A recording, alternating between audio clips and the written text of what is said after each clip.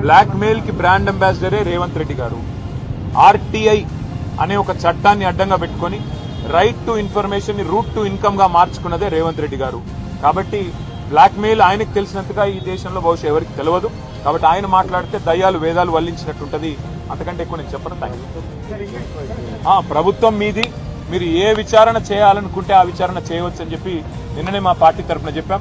మీరు ఏ ఎంక్వైరీ ఏ అంశం మీద వేయాలనుకున్నా మేము దాన్ని స్వాగతిస్తాము, సహకరిస్తాము. తప్పకుండా పూర్తి స్థాయిలో మేము ముందుకు వస్తున్నాం. ఈ దేశ ప్రధానమంత్రి, హోంశాఖ మంత్రి పదే తెలంగాణకు వచ్చి కాళేశ్వరంలో వేల కోట్ల రూపాయల కుంభకోణానికి పాల్పడ్డారు.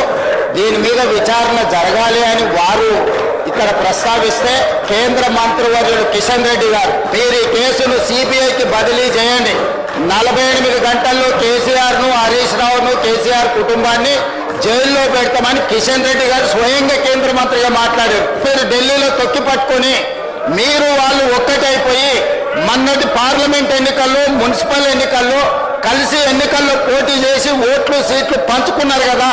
మీరు సూచన చేసే ముందు మీ నాయకుడు కిషన్ రెడ్డి గారిని, కేంద్ర మంత్రిని సిబిఐ విచారణకు ఆదేశాలు తీసుకొని వచ్చి కాళేశ్వరం కేసీఆర్ ను